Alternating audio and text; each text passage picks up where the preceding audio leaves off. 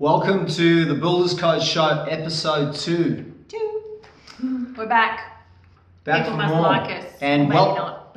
No, I think they do. That's why they're back. So welcome back. If you did see our first episode, and if this is your first episode, welcome to the Builders Code Show.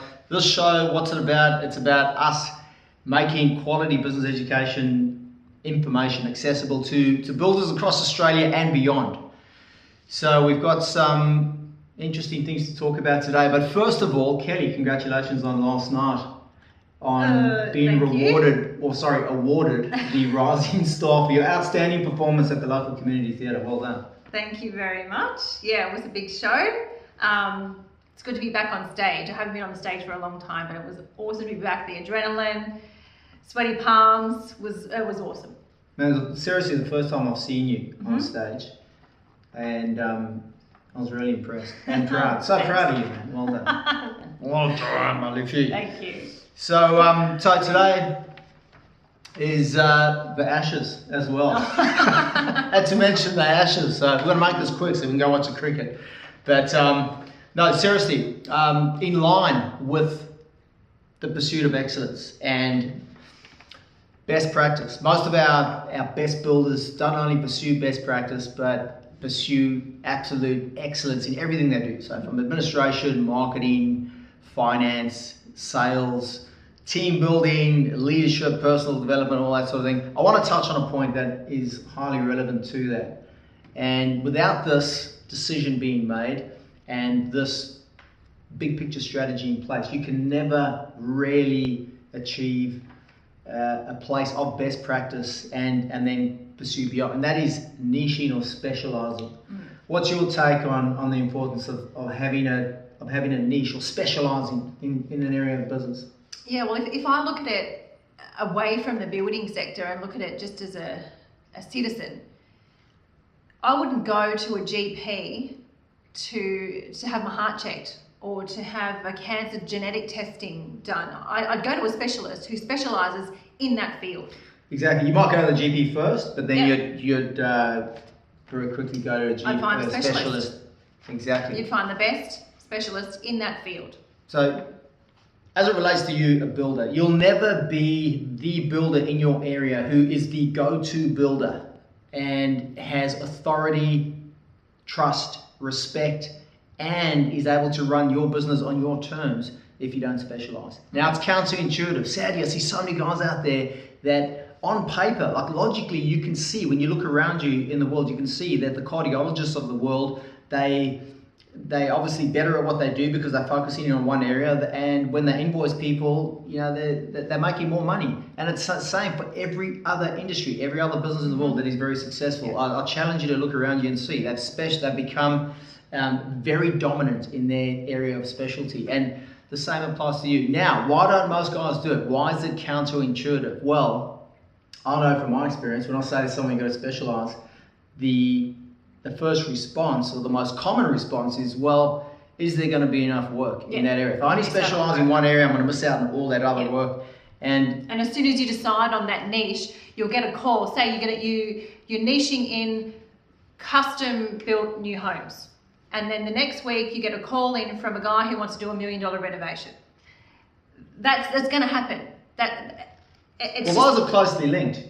Some guys may go custom renos, and then over time you can sort of narrow it down. But it's that fear that you guys would have is, I'm going to make a call and only do this particular type of building, and then the next week you get a call about something else that you're not niched in. And you know what? That's a legitimate fear. It's a legitimate fear and concern. And the way around it is to think of it this way: all you're going to be doing is niching in your marketing. So it's like you're going fishing for a particular type of fish with a particular tackle, and you're going to go and target that type of work. Initially, you'll still do shop fit outs or a restaurant or a pub, and a bit of maintenance work or insurance work, whatever it is, whilst you're honing in on your niche, which may be, say, luxury custom homes. So you'll increase slowly your percentage of work in your area of specialty with a view to eventually only do that work.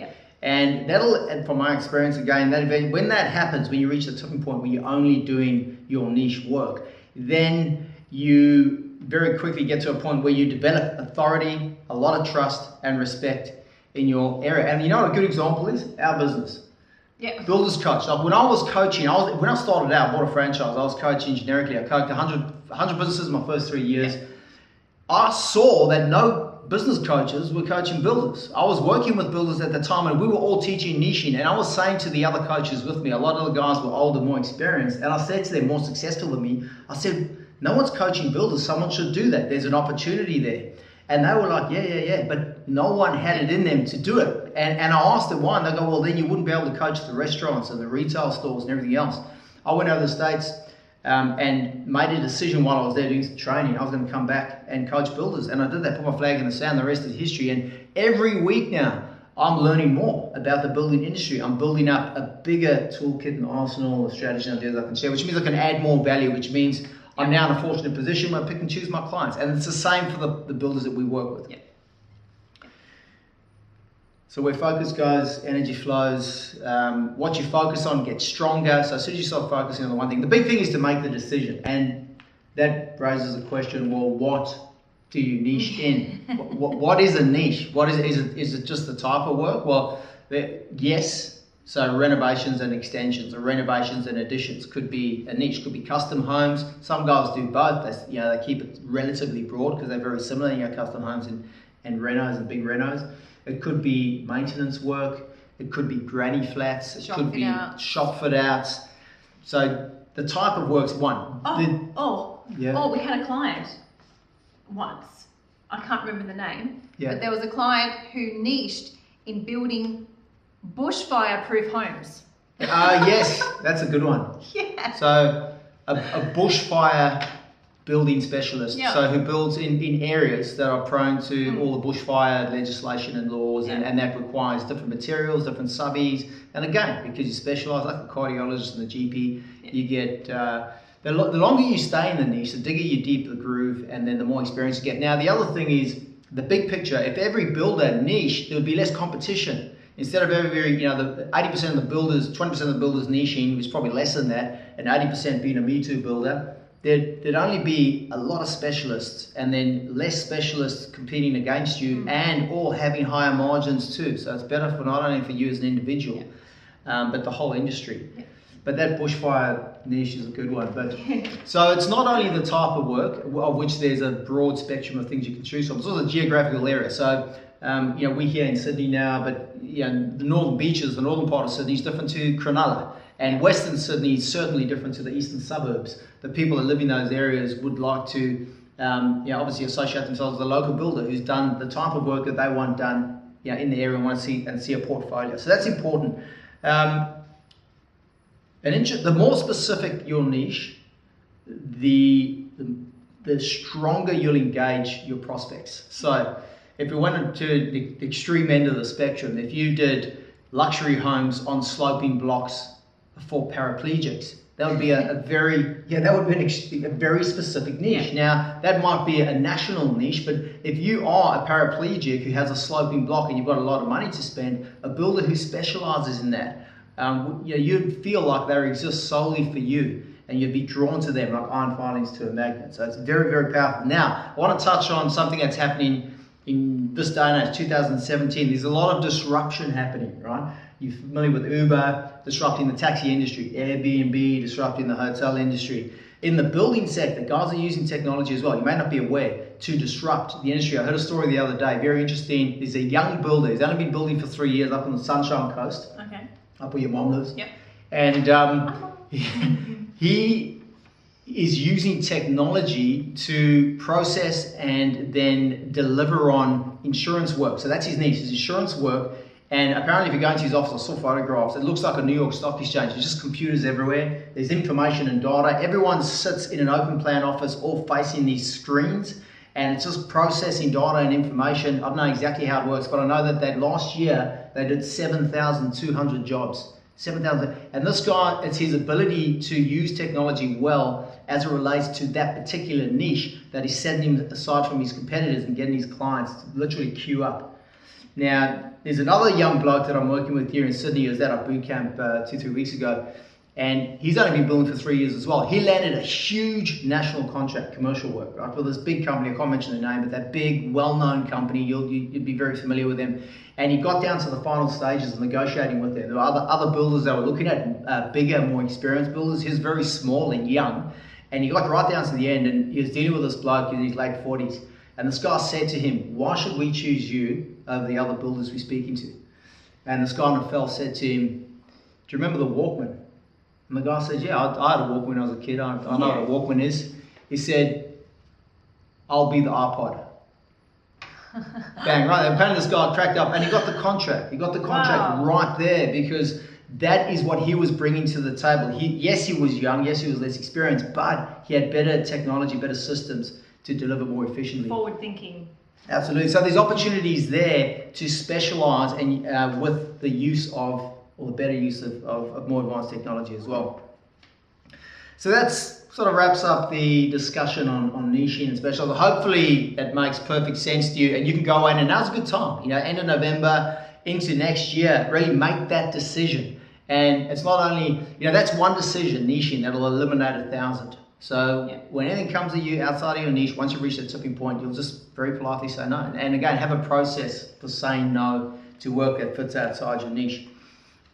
On goal setting though, I do want to mention this is the perfect time to be thinking about next year, both business and personal goals, and laying out your holidays, your long weekends, sporting events, and any other changes with your team structure and systems that you want to make as well. Oh, clearing the decks, as we say. Yeah. Clear the decks. Clearing the decks. So basically, wiping everything you currently have in your business, your team, your staff, everything, and just starting again from scratch, on paper, of course, and clearing it all out and just starting again with what the necessities really are and getting rid of all the junk that you don't need. And that's such an important point you raised there, Kelly, because in this day and age, with the speed and the rate at which things are changing, you need to clear the decks so often. If you've got any systems or processes that you've been using for more than 5 years, you've got to get rid of them and update them. And you've probably heard me say your ability to update and refresh your systems these days is more important than having a system. So I'd strongly recommend you do that. Sit down for an hour or two and just clear the decks on everything, every part of the business, and ask yourself, what is a better system or process we can put in place? But above all, make decisions. Make decisions on positive changes you want to make. Make sure you put some goals in that give you sweaty palms. Get the heart rate up, okay? Have a BHAG in there, a big, hairy, audacious goal that really gets you a little bit scared, gets you out of your comfort zone, because that's how we grow and that's how we achieve bigger and better things. You don't want to have each year just being a carbon copy of the next. You really want to be going onwards and upwards. And my final thought in line with that, and I heard this earlier on this week, and I think it's absolutely profound. It's when we make a decision with conviction, the answers for how we'll achieve that will be revealed to us. So I'll say that again. When you make a decision with conviction, the answers for how you'll achieve what it is that you've made a decision on, if it's a really big goal, will be revealed to you. So give it a go. Put a few big, hairy, audacious goals out there and set yourself up. Maybe in our next episode, we'll reveal some of our goals to give us some sweaty palms and we'll look out to. That's giving me sweaty palms right now, revealing our goals. But yeah, done. Man, I've got some very big, exciting things lined up for next year and beyond. I hope you have too. And have a fantastic couple of weeks. Until next time, take care. Bye.